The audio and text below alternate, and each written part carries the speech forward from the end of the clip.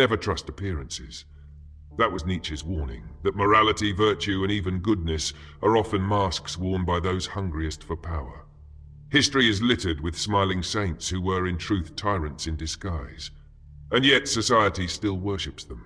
Politicians who preach sacrifice while hoarding wealth, preachers who thunder against sin while living double lives, influencers selling authenticity from behind filters. These are not anomalies, they are the rule. Philosophy has always whispered this forbidden truth. People lie not only to others, but to themselves. Sartre called it bad faith, the choice to live a performance pretending to be what one is not, until even the actor believes the script. And here lies the danger. The ones who deceive themselves most thoroughly are the ones most capable of deceiving you. Modern psychology has caught up to what the philosophers knew. Studies of the dark triad, narcissism, Machiavellianism, psychopathy, show a terrifying pattern. The people who rise fastest in hierarchies, from corporate boards to political office, are often those who score the highest on these very traits. In 2024, an international meta-analysis revealed that nearly 70% of organizational leaders displayed strong narcissistic markers. 70%. That means odds are your boss, your elected official, your so-called mentor isn't guiding you out of care, but out of hunger. And yet most of us continue to believe the surface. We trust the words, not the shadow behind them. But to survive, no, to truly live, you must train yourself to see through masks. Because the most dangerous kind of person is not the stranger who robs you in the night. It is the smiling figure who offers their hand in the daylight. And the first kind of person you should never trust, the one who will smile at you as they quietly cut the strings of your freedom, waits just beyond this opening veil. The most poisonous kind of person is not the one who openly declares their greed, but the one who cloaks their hunger for power in the language of morality. Schopenhauer once said that compassion is the basis of morality, but what happens when compassion itself becomes theater? Look around today. Virtue has become a commodity, a brand, a weapon. They don't just tell you who they are, they broadcast it, curate it, and monetize it. They are virtue merchants. Psychology calls it virtue signaling. On the surface, it looks harmless. People posting their awareness, sharing the right hashtags, voicing the approved outrage. But studies from 2023 showed something disturbing. Those who virtue signal the loudest are also the most likely to display Machiavellian and narcissistic traits. In plain words, they don't care about the cause. They care about being seen caring. It's performance, not principle. Jung would have called it a shadow in disguise, the dark hunger for dominance, wearing the costume of goodness. And here's the real danger. Once you buy into their performance, you give them moral authority. You allow them to shame you, silence you, dictate what is acceptable thought. They hoard social power by controlling the moral narrative. Michel Foucault called this the politics of discourse. Control the words, and you control reality itself. And who questions them? To challenge them is to be branded immoral, ignorant, even evil. But ask yourself, who benefits from this endless theater of outrage? It is not the oppressed, the poor, or the forgotten. It is the ones who rise in status by trading in moral currency. They don't want to free you. They want to enslave you to their narrative. And this raises a darker question. If virtue can be weaponized, then what kind of personality thrives in turning morality itself into a trap? The answer lies in the psychology of the chronic manipulator. Manipulators do not merely lie, they reshape reality itself. Freud said that repression is the cornerstone of civilization, but manipulators use repression not against themselves, against you. They silence your instincts, gaslight your doubts, and train you to believe their version of the world. They are not content with winning an argument. They must make you forget you ever had a position to begin with. Psychologists have long studied this. The infamous Milgram obedience experiments of the 1960s revealed how ordinary people could be coerced into delivering what they believed were lethal shocks simply because an authority figure insisted. And in the 2020s, updated replications of Milgram's study confirmed that compliance rates are still shockingly high. Nearly 2/3 of participants obeyed orders even when they conflicted with their conscience.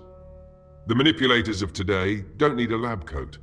They use social proof, authority bias, and digital algorithms as their weapons. Kahneman showed how our brains take shortcuts, heuristics, that can be exploited. The manipulator knows you will defer to authority, copy the crowd, avoid cognitive dissonance at all costs. They prey on your biases like a parasite that knows every weakness in its host. Machiavelli wrote that rulers must learn how not to be good, and the manipulator lives by that creed. They survive not by strength, but by bending your will until you confuse submission with choice. But here's the sickest part. Most manipulators believe themselves virtuous. They justify their control as for your own good. They rationalize their deceit as for the greater cause. And you believe them because you want to, because questioning them would shatter the comfortable illusion. And if manipulators twist individuals, what happens when an entire society begins rewarding manipulation as a survival strategy?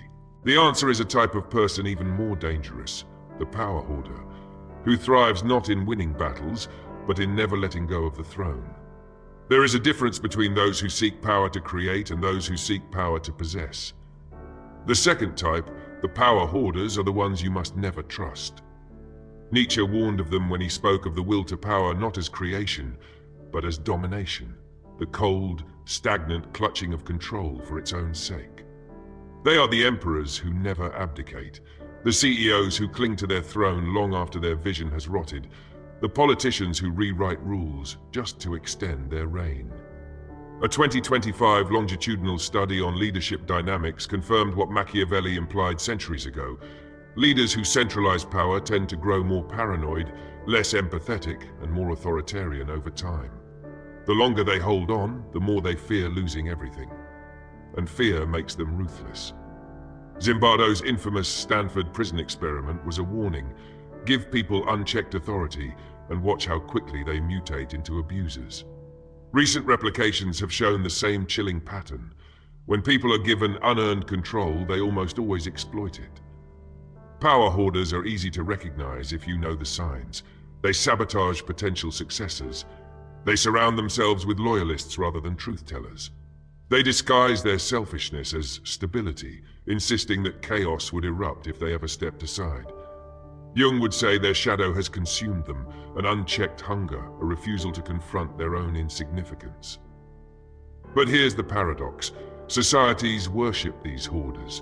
We call them visionaries, founding fathers, stabilizing forces. Yet in truth, they are terrified children clutching their toys, willing to burn the playground rather than let anyone else play. And once you see this clearly, a terrifying realization emerges. Many of the heroes we admire are nothing more than tyrants in disguise. But what kind of mind becomes so devoted to preserving the illusion of their greatness that they willingly destroy the very people who trusted them? The answer lies in the cult of the narcissist. Narcissists are not just vain, they are predators of attention. They feed on admiration the way parasites feed on blood. Jung once said, "Where love rules, there is no will to power." But the narcissist twists that truth. Every act of love, every grand gesture is a transaction. They give only to take. They listen only to be praised. They build entire relationships not as bonds, but as mirrors reflecting back their inflated image. The shocking part, studies in 2024 on political elites found that narcissism was not just common, but overrepresented. Leaders scoring high on narcissistic personality scales were significantly more likely to rise quickly, attract followers, and command loyalty, even when their policies harmed those very followers. Why? Because humans are seduced by confidence, by charisma, by the illusion of certainty. Kahneman showed that people prefer the illusion of confidence over the discomfort of truth. Narcissists weaponize this bias like a sword. Freud would say narcissists never escape the infantile stage of needing constant affirmation, but in adulthood, their craving becomes corrosive. Relationships with them become cycles of idealization and devaluation. First, they put you on a pedestal, then they smash it beneath your feet. And the cycle keeps you hooked, wondering if you can earn their approval again.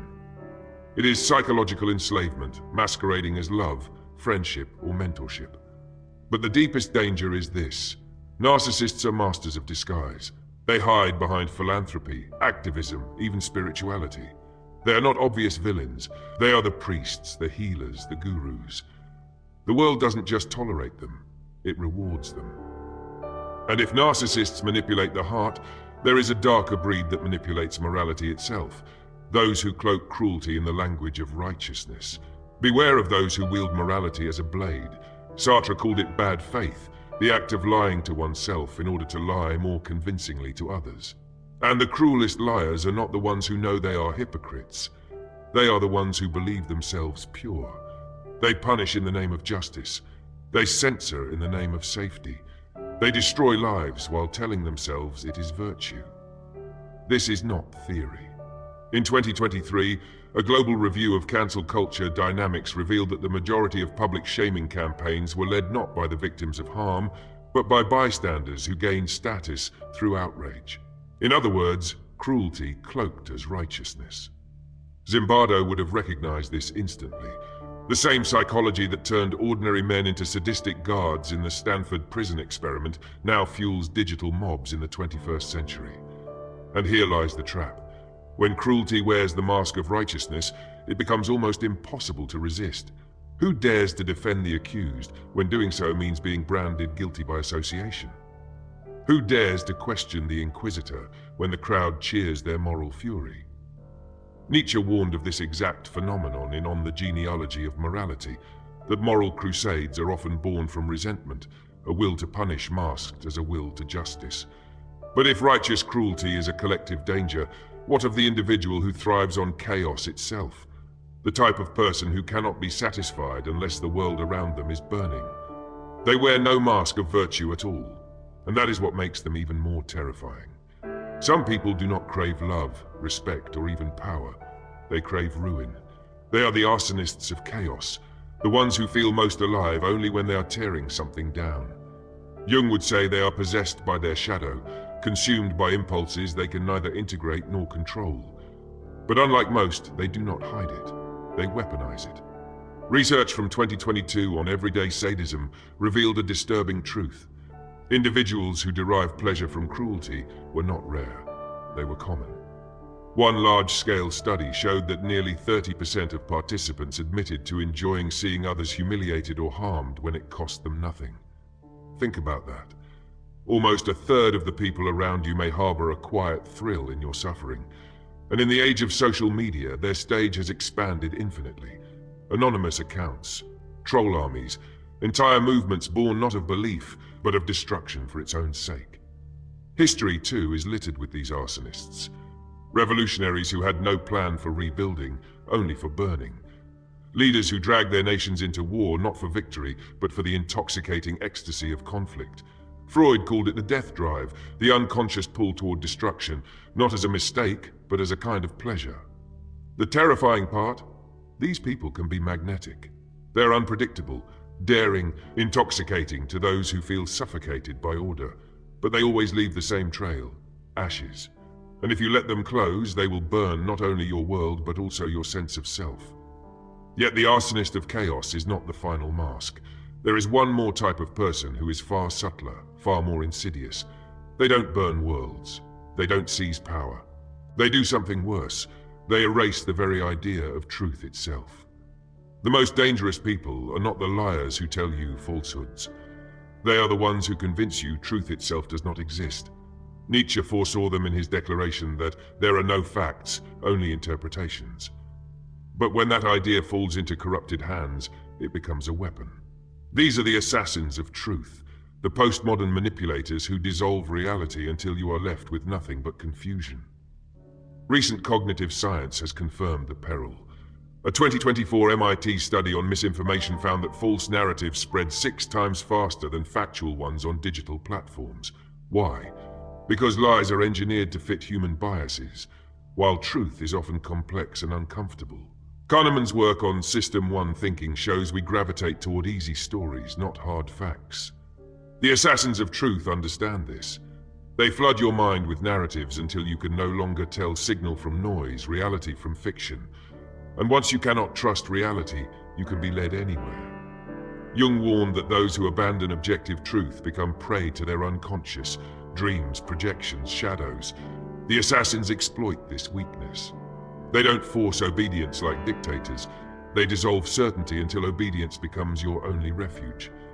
They don't silence you with threats, they silence you with doubt. Philosophy calls this nihilism. Psychology calls it learned helplessness. But in the real world, it feels like drowning in a sea of narratives, each one demanding belief, each one undermining the other. And the assassins thrive in that chaos, because if nothing is true, then everything is permitted. But there is one final kind of person you must never trust.